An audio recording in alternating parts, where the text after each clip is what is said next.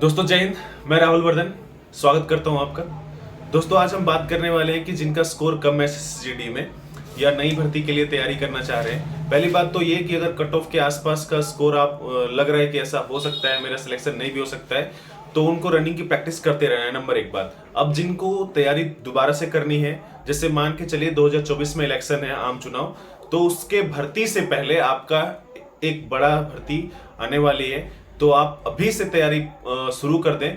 तो आज हम इसके बारे में बात करने वाले हैं कि आपकी जो तैयारी करने का जो तरीका है वो किस प्रकार से हो, हमारा किस प्रकार से था। ठीक है, तो अभी आपको सबसे पहली बात ये कि पूरे सब्जेक्ट के बारे में, सारे सब्जेक्ट जो जो आपसे पूछा जाएगा, ठीक है, मैथ्स, रीजनिंग या जीएस या हिंदी और इंग्लिश, दोनों में से आप एक जो लेंगे, इसके बारे में एक सिलेबस का आपको पूरा ज्ञान थोड़ा सा होना चाहिए। ठीक है, पहली बात। अगर नहीं है तो किसी भी आप ऑफलाइन कोचिंग में अगर मिल जाए तो बहुत बढ़िया है, अगर नहीं है तो आप ऑनलाइन किसी भी कोचिंग में आप पढ़ाई कर सकते हैं इसका।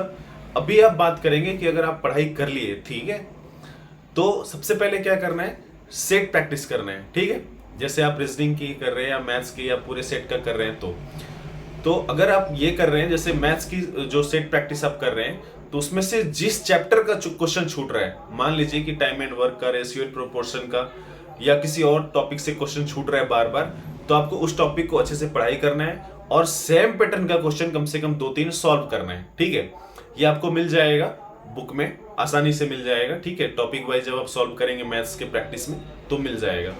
ऐसे अगर आप प्रैक्टिस करेंगे तो आपके लिए अच्छा होगा। नहीं तो आप पूरा दिन दिन भर पढ़ते रहिए, एक ही पैटर्न का क्वेश्चन बनाते रहिए, खूब बनाते रहिए, लेकिन आप उसमें से कुछ सीखेंगे नहीं, तो सिलेक्शन होना बहुत मुश्किल काम है। ठीक है, इसके बाद बात करेंगे कि रीजनिंग का किस प्रकार से तैयारी हो।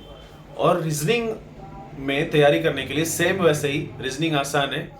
आपको क्या करना है, सेट प्रैक्टिस करना है। जिस प्रकार का क्वेश्चन छूटता है, मान लीजिए कि ब्लड रिलेशन का या कोई छूट रहा है, वो गोला बना के जो बैठते हैं वो छूट रहा है, तो उसका अच्छे से प्रैक्टिस करना है, थोड़ा टाइम देना है। शुरू शुरू में हो सकता है आपको टाइम ज्यादा लगे।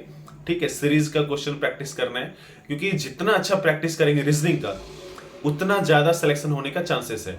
आप ये मान के चलिए कि अगर आप किसी भी स्टेट से हो, तो मैथ्स और रीजनिंग जो है वो सिलेक्शन का जो आपका प्रोसेस है उसमें आपको बहुत मदद करेगा।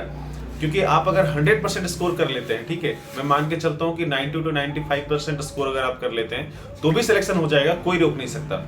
लेकिन अगर 100% सिलेक्शन कर ले तो बाकी सब्जेक्ट, बाकी टॉपिक में अगर आप कम स्कोर भी करेंगे तो आपका स्कोर जो है वो प्रोसेस सिलेक्शन का वो आसान हो जाएगा। ठीक है, नंबर 2 बात, अभी बात करेंगे हिंदी या इंग्लिश का, तो इसके बारे में हम किसी और वीडियो में बात कर सकते हैं, लेकिन जीएस के बारे में अभी बात करेंगे।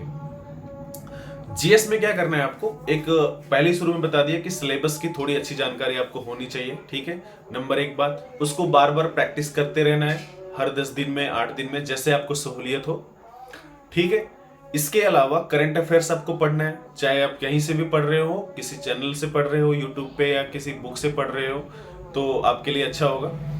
उसके बाद आप स्टैटिक जीके पढ़ेंगे। स्टैटिक जीके का मतलब ये कि जैसे मान के चलिए कि आप देखते होंगे कि क्वेश्चन जो है वो इस प्रकार से आता है कि मान लीजिए कि सबसे ऊंचा पहाड़ कौन है, रेलवे की जो लाइन है उसको सबसे पहले कब बिछाई गई थी, कब दौड़ी थी, ठीक है, ताजमहल कौन बनवाया था, मान लीजिए कि किसी देश का अभी जो राष्ट्रपति है वो कौन है, या अपना उस देश का करेंसी कौन सा चल रहा है। तो इस प्रकार का जो क्वेश्चन है वो क्या है, स्टैटिक जीके का प्रकार का है। ठीक है, तो इसमें हम आपकी मदद कर सकते हैं थोड़ी सी स्टैटिक जीके में। ठीक है, कि कौन सा ऑथर जो है वो कौन से बुक को लिखा है। इस प्रकार से अगर आप तैयारी करेंगे तो सिलेक्शन में आपको कोई रोक नहीं सकता। और दूसरी बात लास्ट में ये कि अगर आप इस तरह से पढ़ाई कर सकते हैं, अगर देखिए सबका पढ़ाई करने का अपना अपना तरीका होता है, सिलेक्शन का अपना तरीका होता है, लेकिन अगर आप इस प्रकार से पढ़ाई करेंगे तो ये 100% सिलेक्शन आपको दिलाएगा।